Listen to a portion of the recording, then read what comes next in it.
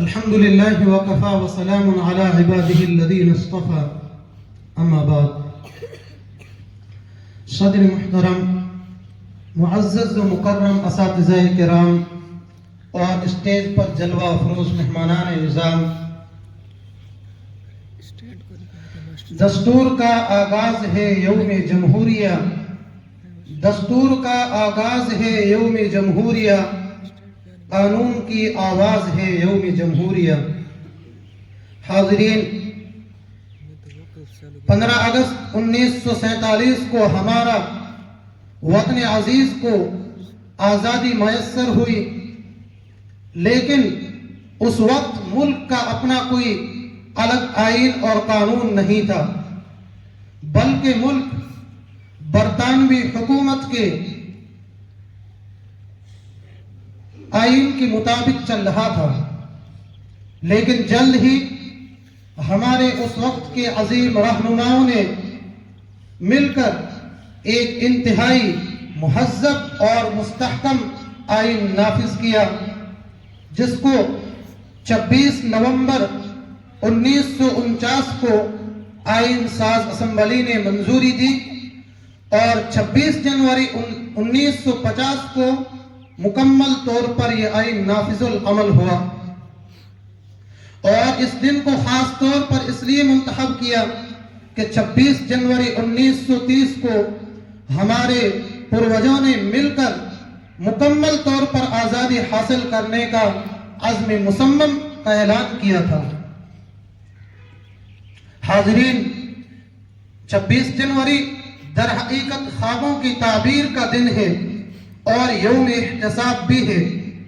یعنی ہم غور کریں اور سوچیں کہ ہمارا وطن عزیز کن خوابوں کی تعبیر تھا اور وہ خواب کس حد تک مکمل ہوئے، تاکہ وہ مقاصد ہماری نظروں کے قریب رہیں جن مقاصد کے پیش نظر ہمارے اکابرین اور سلف صالحین نے انتہائی قربانیاں پیش کی، اپنی جانوں کا نذرانہ پیش کیا اور خون جگر سے گلستان ہند کی آبیاری کی. اس لیے کہ احساس منزل ہی سے بے حسی کا جمود توڑتا ہے اور اس کے اندر حرکت پیدا ہوتی ہے. حضرات، دستور ہند کے اندر ہمارے ملک کو ایک سیکولر اسٹیٹ کہا گیا ہے، یعنی یہ ملک مذہب کی بنیاد پر حکومت نہیں کر سکتا اور مذہب کی بنیاد پر کسی کے ساتھ بھید بھاؤ نہیں رکھ سکتا، بلکہ تمام مذاہب کا احترام ضروری اور لازمی ہوگا. اور مذہب اور ذات پات کی بنیاد پر کسی کو شہریت کے حق سے محروم نہیں کیا جا سکتا. ہندوستان کے ہر شہری کو آزادی رائے، آزادی خیال اور آزادی مذہب پر مکمل اختیار حاصل ہے.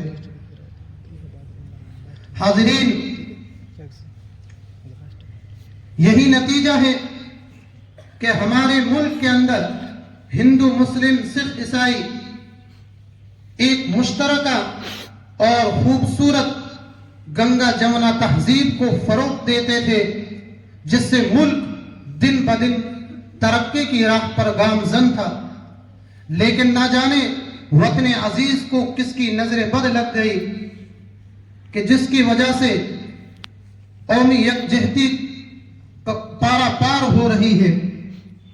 کچھ لوگ ہیں جنہیں قومی یکجہتی راس نہیں آتی، ہندو مسلم اتحاد کو تارا تارا کر دینا چاہتے ہیں اور گنگا جمنا تہذیب کو تار تار کر دینا چاہتے ہیں. لیکن میرے دوستو، ہمیں اسی جذبے اور ہمت کے ساتھ ان تمام حالات کا ڈٹ کر اور جم کر مقابلہ کرنا ہوگا، تاکہ ایک بار پھر سے ہمارا وطن عزیز ترقی کی راہ پر گامزن ہو سکے. انہی چند الفاظ پر میں اپنی بات کو مکمل کرنا چاہتا ہوں. وآخر دعوانا الحمدللہ رب العالمین.